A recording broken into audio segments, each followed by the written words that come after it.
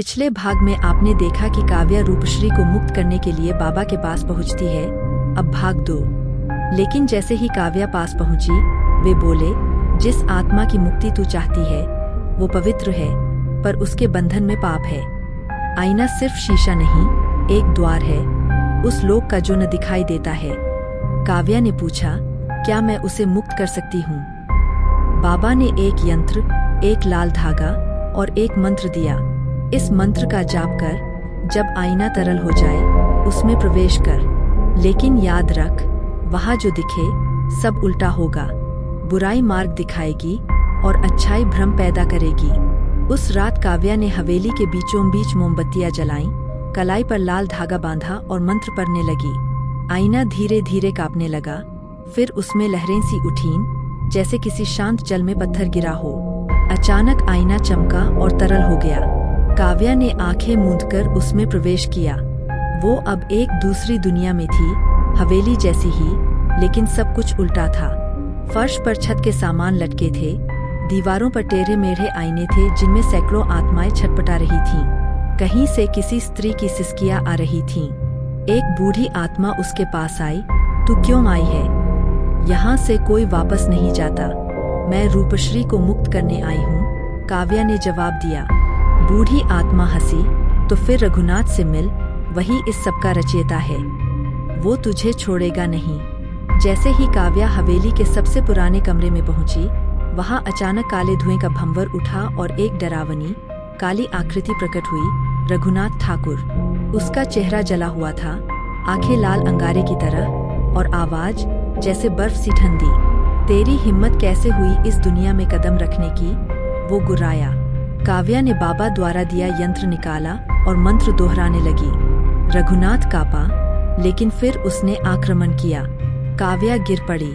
तभी रूपश्री की आत्मा प्रकट हुई, सफेद आभा से चमकती हुई। उसने रघुनाथ के सामने खड़े होकर कहा, तेरे पाप का अंत अब होगा। रूपश्री और काव्या ने मिलकर मंत्रों का उच्चारण शुरू किया। हवेली कांपने लगी। रघुनाथ तड़पने लगा, लेकिन उसकी शक्ति कम नहीं हो रही थी। काव्या को बाबा की बात याद आई। उसके नाम को पुकार और सत्य से उसका सामना करा। काव्या चिल्लाई, रघुनाथ ठाकुर, तेरा सच यही है कि तू एक कायर है जिसने प्रेम को कैद किया। अब मुक्ति का समय है। ये सुनते ही रघुनाथ चीखा और एक नीली ज्वाला में बदल गया। हवेली की दीवारें दरकने लगी। रूपश्री ने काव्या का हाथ पकड़ा और बोली, अब तुझे लौटना होगा। काव्या की आंखें खुली तो वो फिर से अपने कमरे में थी। आईना जमीन पर पड़ा था, चटक कर टुकड़ों में बिखर गया था, लेकिन अब उसमें कोई छवि नहीं थी। रूपश्री की आत्मा मुक्त हो चुकी थी। हवेली शांत थी। पहली बार सैकड़ों वर्षों बाद काव्या ने खुद को आईने के सामने देखा। उसकी आंखों में अब डर नहीं, बल्कि आत्मविश्वास था। रूपश्री की आत्मा को मुक्त करने के बाद काव्या को ऐसा लगा मानो उसके भीतर कोई नई शक्ति जाग उठी हो। हवेली अब शांत थी, लेकिन उसकी दीवारें अब भी भूतकाल की कहानियों को सहेजे हुए थीं। उस रात काव्या ने पहली बार चैन की नींद ली, मगर सुबह जब वह उठी तो आईने का एक छोटा टुकड़ा चमकता हुआ उसे दिखा। उसमें उसका प्रतिबिंब नहीं था, केवल धुंधली परछाइयां। काव्या समझ गई कि कहानी पूरी तरह खत्म नहीं हुई है। उसने बाबा आदित्यनाथ से दोबारा मिलने का निर्णय लिया।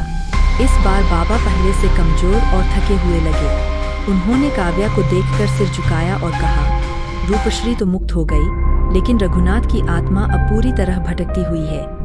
वो अब कहीं भी किसी में भी समा सकती है। बाबा ने एक पुराना ग्रंथ उसे दिया, शिवमंत्र तंत्र विधान, जिसमें एक अंतिम प्रक्रिया का वर्णन था, पूर्ण विमोचन अनुष्ठान। यह विधि केवल एक बार ही प्रयोग की जा सकती थी। इसमें आत्मा को 2 विकल्प दिए जाते, शांति या पुनर्जन्म। लेकिन इसके लिए चाहिए थी उस आत्मा की वस्तु, उसकी मृत्यु की जगह और उसका नाम। काव्या ने हवेली जाकर वह ताबीज ढूंढ निकाला जो कभी रघुनाथ ने पहना था। हवेली के तहखाने में, जहाँ उसकी आत्मा ने सबसे ज्यादा अत्याचार किए थे, वही उसकी मृत्यु की जगह थी। और नाम तो अब सब जानते थे, रघुनाथ ठाकुर। काव्या ने अनुष्ठान शुरू किया। तेज हवाएं चलने लगीं, जैसे हवेली फिर जीवंत हो उठी हो। वह मंत्रों का उच्चारण कर रही थी, तभी एक पुराना आईना एकदम से चमकने लगा। उसमें रघुनाथ की आत्मा प्रकट हुई, विकृत लेकिन थकी हुई। तू क्या चाहती है? बदला? उसने पूछा। काव्या ने दृढ़ता से कहा, नहीं, केवल मुक्ति, अपनी और तुम्हारी। रघुनाथ कुछ पल चुप रहा, फिर बोला, मुझे जीवन चाहिए, एक और मौका।